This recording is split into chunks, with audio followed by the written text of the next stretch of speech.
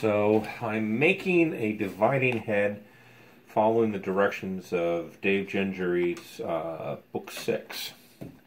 So we have the back frame casting and the front frame casting.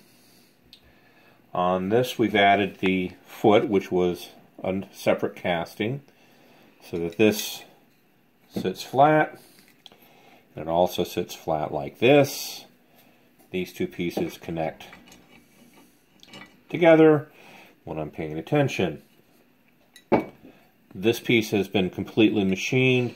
It has a brass bushing that I made that's in there. You want me to zoom on your bushing? You can zoom in on the little bushing if you want. Yay, there's your bushing. This one had a failure. I was finishing up with the bushing, reaming it to size, and the bushing managed to come out. So we've put a new bushing in and haven't done any machining on it. Inside of this goes a gear, worm gear. On the worm gear goes a brake. When this is tightened down, this is not supposed to turn. Unfortunately, Dave is not real big on giving actual dimensions. A lot of it is close and nearly and snug. This hole is too big. And because this hole is too big, it takes a lot of pressure to make this clamp work. So today, my daughter watched me cast a replacement for this. Oh, it's really cool to see the before and the after. I can actually picture it in my head now, because I had no idea what you're talking about when you described this when there were like no pieces. So this will be machined.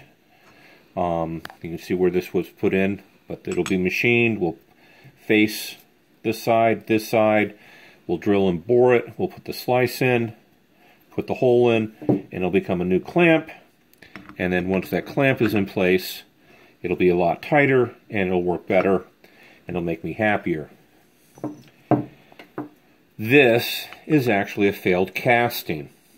As you can see, it's got a angle to its dangle, and it's not supposed to. We tried to machine it. We faced off this side, and then we started to bore it, but the distance from the edge to here, by the time we clean it up, it's going to fail. So this one goes back in the melt pile, which brings us to this piece. This is a replacement. There still appears to be a slight angle on this, but not nearly as bad as the other one. We do have one small cavity here, but I expect that to just be machined away. So this one will just frickin' work, making me a happy camper. How this fits together is that piece goes there. This piece will fit in here. The worm gear goes there. The worm will be here.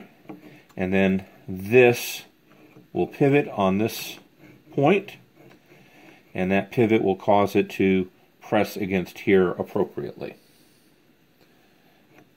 The end. That makes so much more sense now.